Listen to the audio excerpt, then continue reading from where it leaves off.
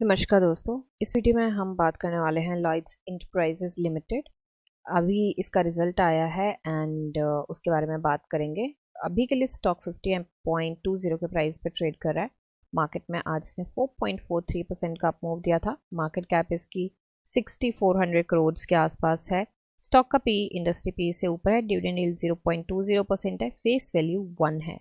अभी के लिए स्टॉक 50 डीएमए के नीचे 200 डीएमए से ऊपर ट्रेड कर रहा है। तो अभी के लिए चलते हैं सीधा बीएससी पे।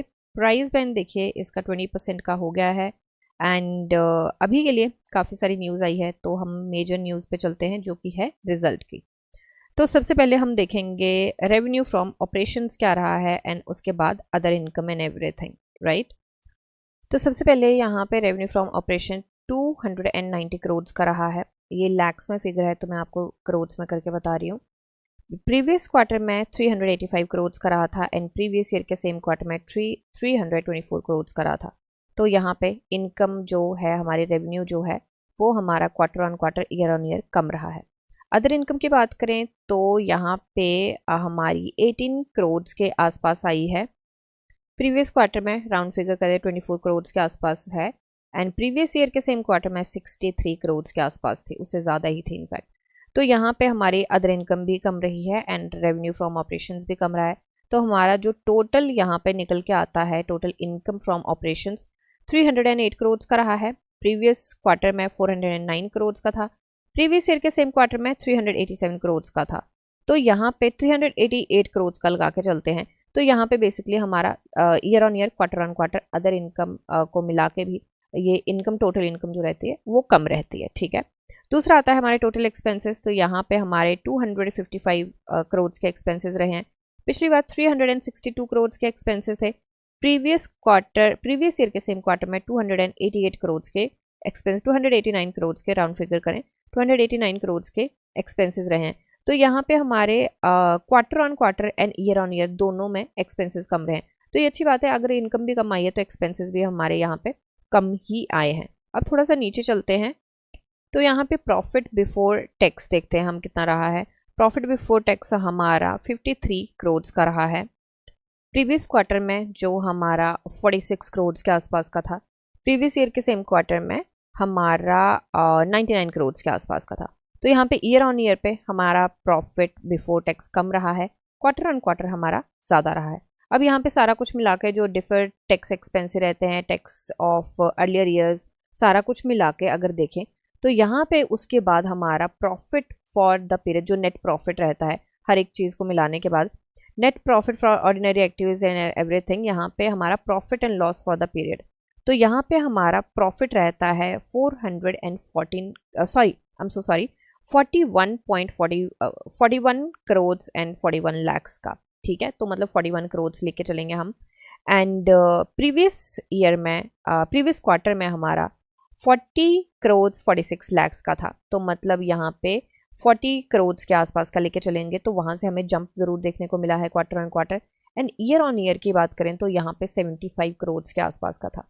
तो यहाँ पे अगर हम बात करें ईयर ऑन ईयर की, ये है ईयर ऑन, ओके, तो यहाँ पे मेरे से लिखा नहीं जा रहा, ईयर ऑन ईयर हमारा नेगेटिव रहा है एंड ये हमारा क्वार्टर ऑन क्वार्टर ये हमारा पॉजिटिव रहा है। तो शॉर्टर रन में नंबर्स को देखेंगे तो ठीक रहेगा, बट लॉन्गर रन में थोड़ा सा यहाँ पे हिकअप हमें मिलता हुआ नजर आया है।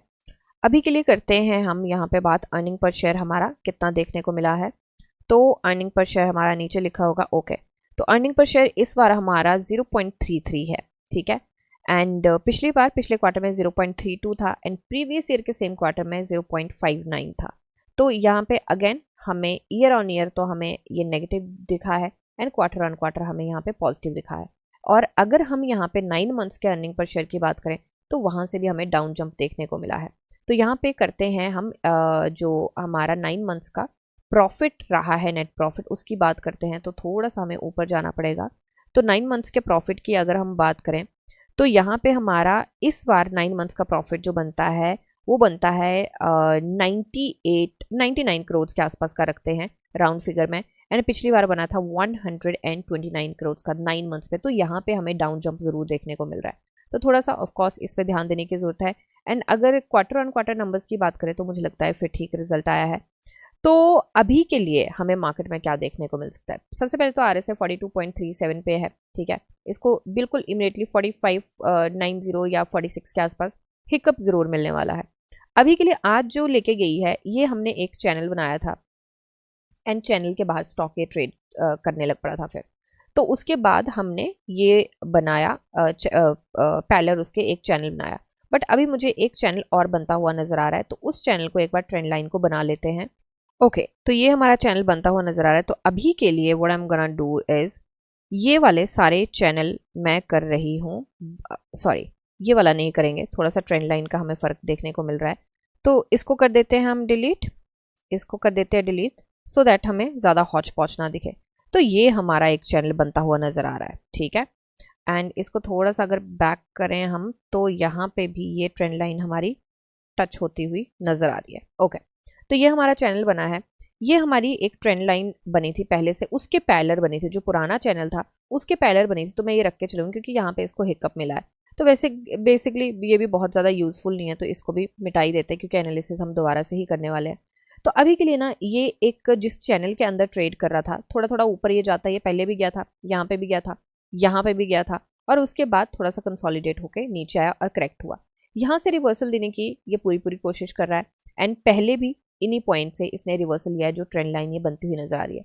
अब क्वार्टर ऑन क्वार्टर तो अच्छा रिजल्ट आया है, तो उसका असर मुझे लगता है देखने को मिलेगा। एंड यहाँ पे स्विंग का हम मुझे लगता है कि उम्मीद कर सकते हैं यहाँ पे इस क्वार्टर नहीं, इस मंथ के एंड तक मुझे लगता है कि यहाँ तक का 58 के आसपास हो सकता है ये स्टॉक ट्रेड करता हुआ हमें देखे। एंड अब तो इसका जो what do you call that price band जो है वो 20% का है, तो हो सकता है उससे ज़्यादा ही हो, बट अभी के लिए हम इतना ही लेके चलेंगे। इसका जो हाई था यहाँ पे देखते हैं, सॉरी हाई नहीं, हाई वाला तो यहाँ पे है। इसका जो हम लेके चले थे यहाँ पे, ये हमारे फाइनेंशियल ईयर के एंड के हम टारगेट लेके चले थे, एंड इसकी हमने एनालिसिस पहले करके बताई थी कि इसका चैनल जो पुराना बन रहा था उसके अकॉर्डिंग हम ये लेके चले थे। तो यहाँ तक के 68 के आसपास के टारगेट लेके चले थे, एंड बेस्ट के सिनेरियो तो उसके ऊपर था 95 के आसपास का, फाइनेंशियल ईयर के एंड तक, मतलब 31 मार्च के तक, ठीक है। तो अभी के लिए हम फरवरी के इतने टारगेट लेके चल रहे हैं। वैसे मुझे लगता है ये आउट परफॉर्म कर देगा, बट यू नेवर नो। तो और दूसरी बात, हम स्टॉप लॉस जरूर यहाँ पे लेके चलेंगे क्योंकि ईयर ऑन ईयर हमारा नहीं है रिजल्ट उतना अच्छा।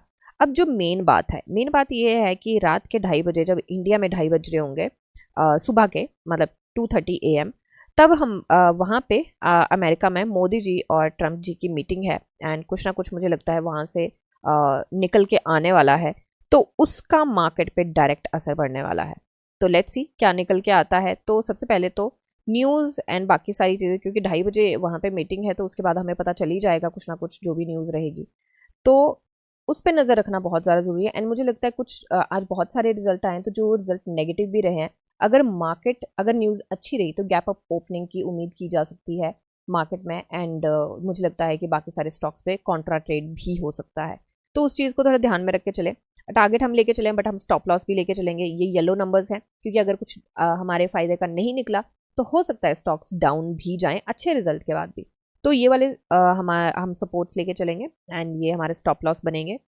अपने एपेटाइट के अकॉर्डिंग ऑफ कोर्स आपने स्टॉप लॉस लेने हैं। रेजिस्टेंस भी यहाँ पे रखी हैं, तो ये नंबर्स हैं, ये आप नोट कर सकते हैं। सबसे पहले जहाँ पे अभी ट्रेड कर रहा है, उसके बाद 50.82 की रेजिस्टेंस, 51.40 की है, 52.45 की है, एंड उसके बाद यहाँ पे आती है 53.30 के आसपास की है, एंड सो ऑन। तो यहाँ पे वो नंबर्स लेके चलिए, वो आप देख सकते हैं। और अभी के लिए कोई बाई सेल होल्ड की रिकमेंडेशन नहीं है, अभी के लिए क्या कभी के लिए भी नहीं है, एंड ये सिर्फ मेरी एनालिसिस है। सो रेस्ट आप अपनी एनालिसिस कर सकते हैं, एंड वो ज़रूरी भी है क्योंकि पैसा आपका है, तो जिम्मेवारी तो आप ही की है, राइट।